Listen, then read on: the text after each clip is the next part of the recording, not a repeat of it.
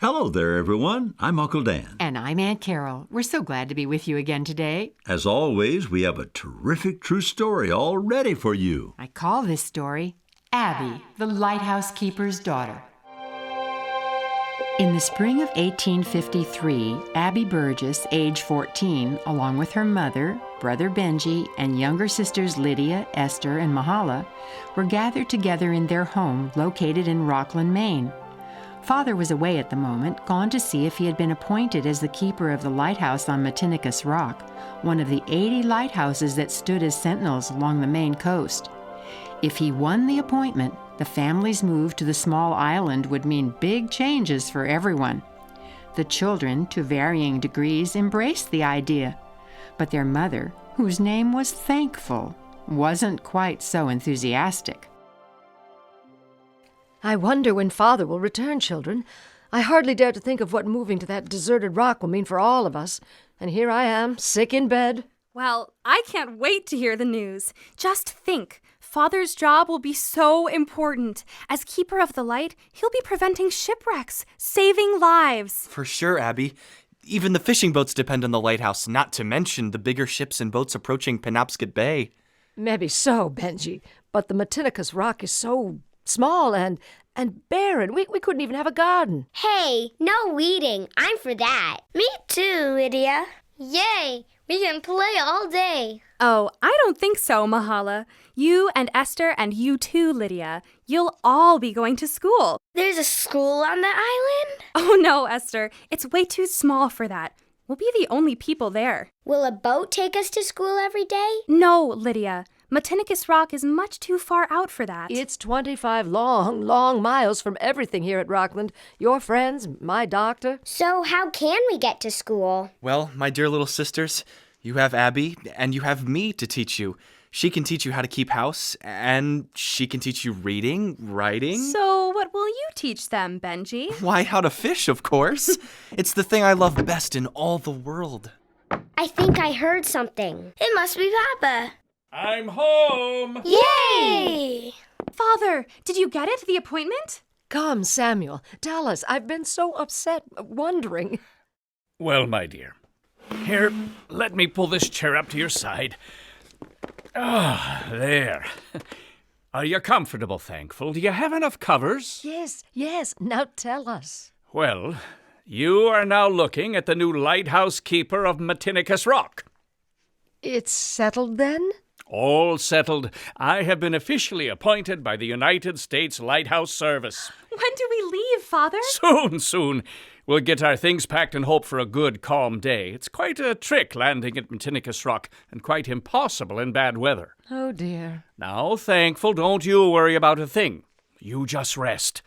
I'll go see about arranging for a boat to take us out to the rock. We'll take a small boat, a dory, along with us for us to have at the rock, but we'll need something bigger to make the move. And Abby... I know, Father. The chowder and cornbread will be ready by the time you get back. Before long, the family was settled atop Matinicus Rock in a house flanked by 2 lighthouse towers, one at each end of the residence, all solidly built of granite blocks. The light from 2 towers formed a distinctive dual beacon that helped ships pinpoint their location along the coast. Samuel Burgess was a model keeper of the lights, fulfilling every duty carefully and faithfully. And before long, it was Abby who began to learn her father's routine, rather than Benji, who had left the rock to pursue a career in fishing. Now then, Abby, set the service basket right here. All right, Father. Now look inside. Everything we need to tend the lamps is in there. The round metal can that says rouge contains the polishing compound. It's very important to keep everything ship-shape, as they say, and that means polish. It seems that everything is made of brass in the lighthouse. Well, not everything, but many things, even the lamps themselves. All 14 of them in each tower. Exactly. All set around the center, shining outwards towards the sea.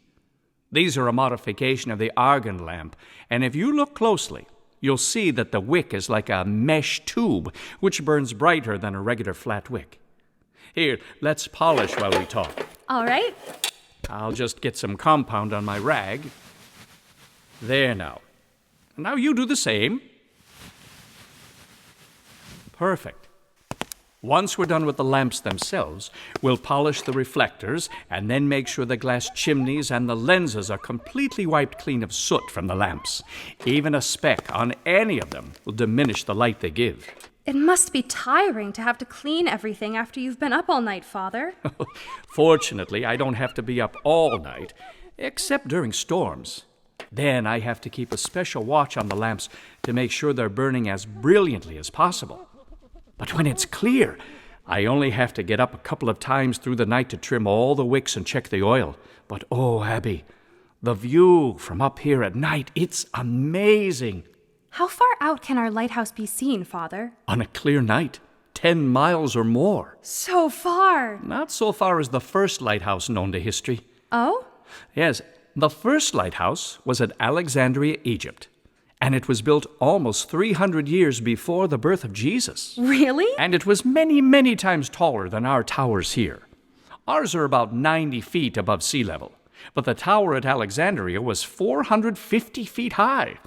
Its light could be seen almost 30 miles out into the Mediterranean Sea. Did they use lamps like we have for their beacon? Oh, no. Their light was from an open fire that they built on top of the tower every night. It was one of the 7 wonders of the ancient world, and they used a huge mirror for a reflector. Well, Father, I'm glad we don't have to polish that reflector every day. Oh, Abby, my girl, I was thinking that very thing myself.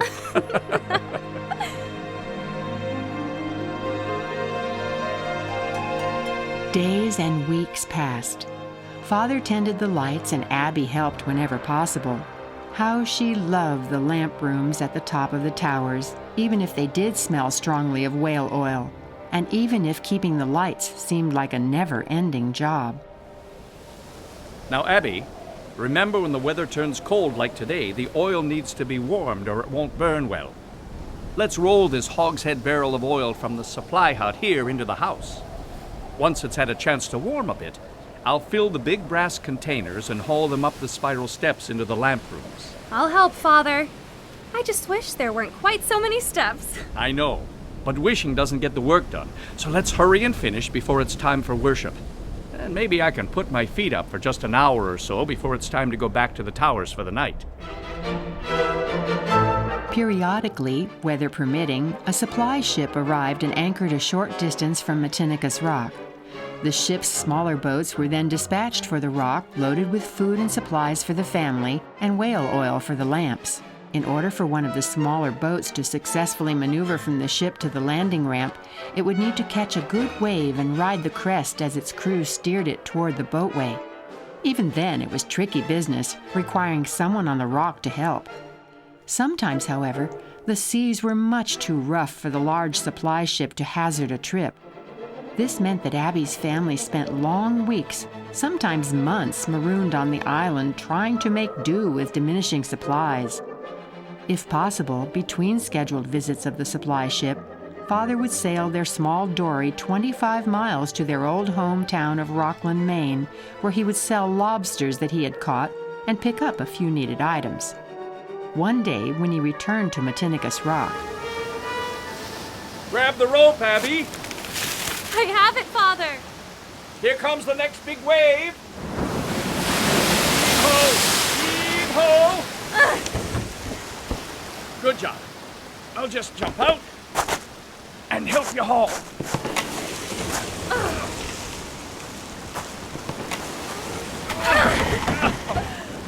Phew. I know, but she's in now. Father, what's this? Chickens? 4 of them? Chickens from Matinicus Island I couldn't resist, Abby.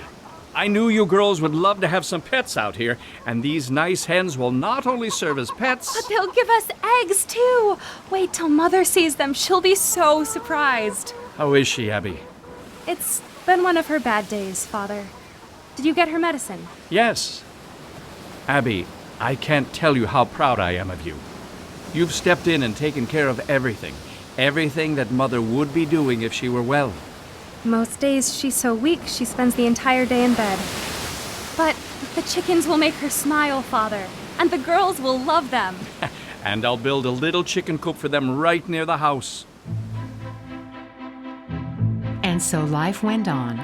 In good weather, Abby's sisters scrambled over the rocks in the fresh sea air playing with their hens, which were soon their dearest pets, did their schoolwork, and helped with some of the easier chores. That freed Abby to take care of some of the bigger tasks, like pulling the heavy rope of the enormous warning bell every few minutes, during those frequent days when fog covered everything with a blanket of white. For Abby, it seemed there was never a minute to spare, especially in stormy weather when the wind howled around the rock, sending huge waves slapping at the rocky shore and even shooting spray into the air high enough to encrust the lamp room windows atop the towers.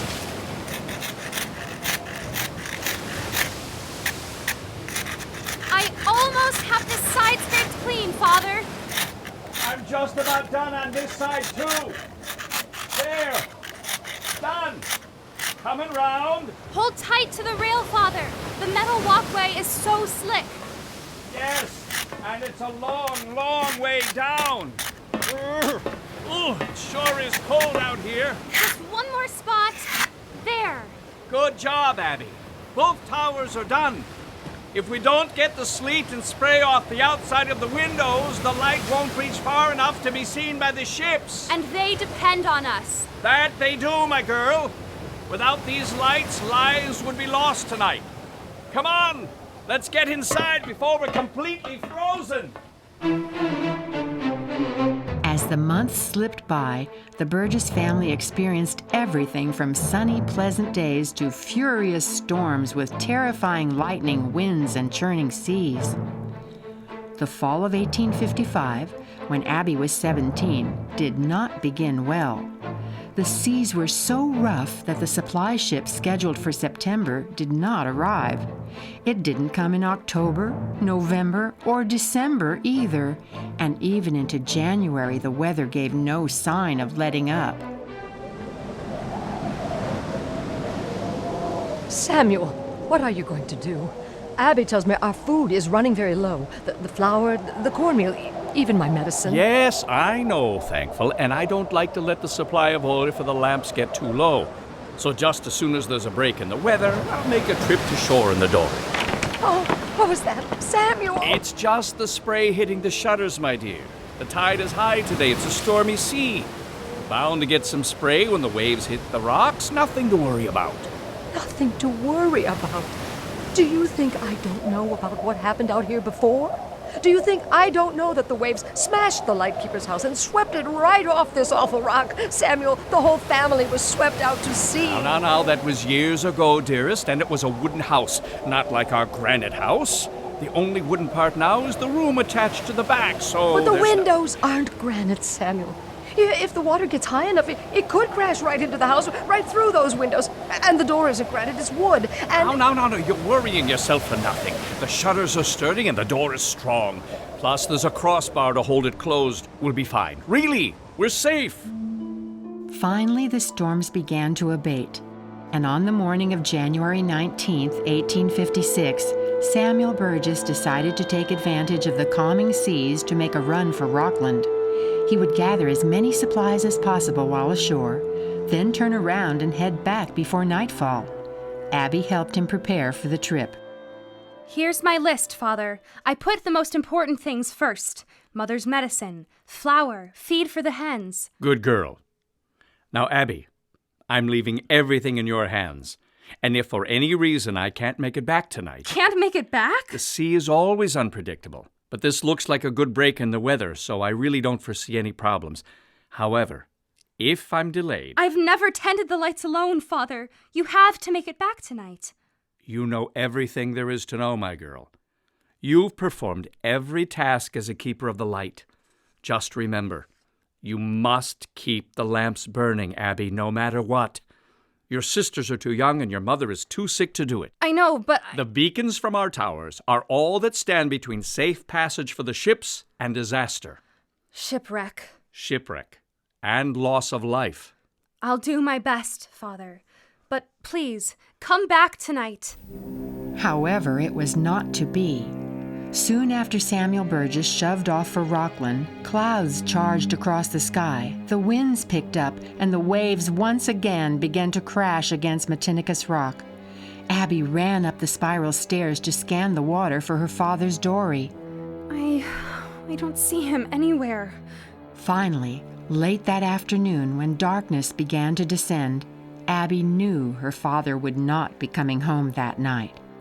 Lydia, please watch the beans. Don't let them burn. It's getting dark early because of the bad weather, and I have to get the lamps lit. Abby climbed the stairs in the first tower, took a deep breath, and began her first ever experience of tending the lamps alone. I'll just lift the glass chimney, strike a match. Oh, no, don't go out, no. Oh, what if I can't do this? What if I... No, I can do this. I must do this. I'll just try again. There, the first lamp is lit. And now, for the second one. Strike a match. Good. Now, only 12 more to go in this tower. Oh, Father, where are you? That evening, it was Abby who led out in family worship. For thou hast been a strength to the needy in his distress, a refuge from the storm, a shadow from the heat when the blast... It was Abby who tended to the needs of her mother. Here, Mother, just a spoonful of your tonic. It was Abby who tucked her younger sisters into bed, and Abby who went from tower to tower all the night long, trimming the lamps, checking the oil, and wiping the glass free from every speck of soot to make sure the beacons from Matinicus Rock would be as bright as possible for sailors in the storm. When morning came, it was Abby who polished the reflectors and the glass chimneys. There now. Everything in this tower is shipshape. Just one more tower to go. It was Abby who rolled oil kegs from the storage shed to the warm kitchen. Abby who carried the heavy brass containers of oil up to the lamp rooms. Abby who watched as hurricane-force winds drove the waves slamming into the shoreline ledge of the rock and sent them washing over the edge of the island, ever nearer to their house. It was an alarming situation for everyone. Look, Abby, the water is coming in under the door. It's soaking the rug. Quickly, Lydia. You too, Esther. Run and get some towels. I'll get some from the wooden storeroom and back. I'm going too. Is the water going to wash us into the ocean, Abby? Don't you worry, Mahala. We'll all be drowned. Our house is sturdy, Mother, and... Oh no, I forgot about our hens. No, you absolutely cannot go out there if a big wave came. I've got to try, Mother. Let me open the shutters and look out. Oh no, the water is already swirling around the hen house, but maybe, yes, I think I can make it between waves. I'll fasten the shutters tight and Mahala, grab that basket for me. All right. I'll just put this slicker on. Now hand me the basket.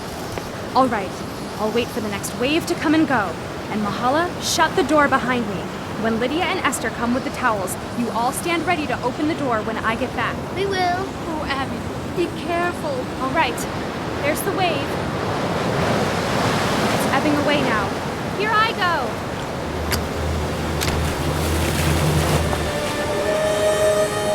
Abby quickly ran for the chicken coop, which was all but afloat on the water.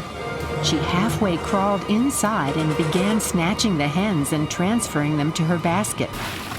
2, 3. Oh no, where's the other one? Only 3 hens were still inside, and as Abby ducked back out of the coop, a sight met her eyes that turned her blood cold.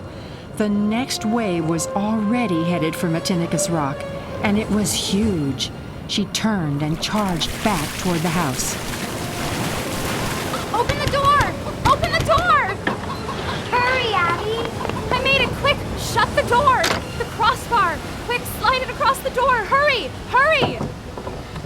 No sooner had Abby's sisters slid the crossbar across the door than an enormous wave hit the side of the house with a tremendous wallop.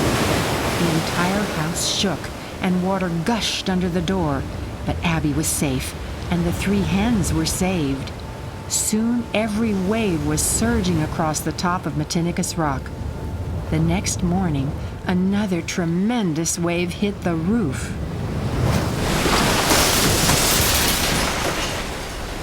Abby, come quick! The wave! It smashed the wooden room out back. Everything's gone. The water level in the downstairs steadily rose, and Abby knew that the family must be evacuated to one of the towers where, if the sea took their home, they might survive. The biggest problem was helping Mother up the long spiral staircase. I'm just so weak. You can do it, Mother. Just grab the railing and lean on me. That's right. Good. Is there a stove up there, Abby? No, Mahala, but the lamps warm the room a little. I have our blankets, and I have a basket full of food. See, Mother, we'll be all right. It's so far up. You're doing fine. Just one step at a time. Once everyone was safe, Abby turned her attention to the lamps, which throughout the darkness of their entire ordeal, she had kept trimmed and brightly burning.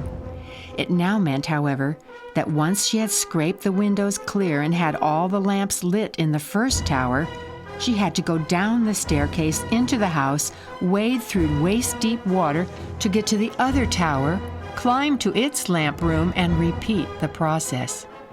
Several times each night, Abby made the soggy trip between the towers to tend the lamps. Will I ever be warm? Will I ever be dry again? Will I ever get to sleep? When the water finally abated somewhat and the family could return to the house, the storm still violently churned the waves out to sea, making it impossible for Father to return. Days and nights passed by, and Abby not only tended to her mother and cared for her sisters, but all that time she faithfully kept the lighthouse beacons ablaze for the ships at sea. She lit the lamps. I hope the oil is warm enough. Yes. Good. It's lit. Trimmed the wicks. Trimmed just how Father taught me. Polished the glass and metal. Just one more smudge. There. Perfect. Lugged the oil up the stairs. Ugh. This gets heavier every day. Scraped the windows free of ice. That should do it.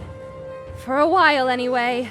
And then it seemed it was time to start all over again. It was a full month before Father could return to Matinicus Rock, and you can imagine the joyous reunion. Not only was he tremendously proud of Abby for how well she had managed, but her fame spread far and wide as the teenage girl who had faithfully fulfilled every task of a seasoned keeper of the light, and by so doing, had saved countless lives during those storm-ravaged weeks when many ships were guided through the night by the twin beacons shining forth from the lighthouse on Matinicus Rock.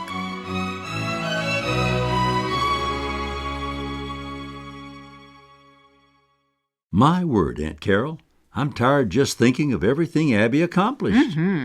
So what became of her afterwards? Well, Uncle Dan, the next winter was almost a repeat of 1856. Another bad storm hit when Father was gone again, and this time the family was even lower on food and supplies. It was 3 weeks before he could return, and by then Abby, Mother, and the girls were down to 1 cup of cornmeal a day and 1 egg each. Well, unbelievable. After all that, I imagine Abby couldn't wait to get back to shore and forget all about lighthouses. Not quite, Uncle Dan. In fact, she ended up marrying the son of the next lighthouse keeper on Matinicus Rock. Really? Yes. Later, they transferred to the Whitehead Light Station, where they served for many years. Before she died, Abby wrote that she would like to have a gravestone in the shape of a lighthouse, and eventually a miniature replica of the Matinicus Rock Lighthouse was placed as a sentinel over her grave. Well, Aunt Carol, today we certainly learned a lot about lighthouses and about how faithful and brave young people can be. Yes, and we have even more inspiring, exciting stories awaiting you. So take your pick, sit back, and enjoy.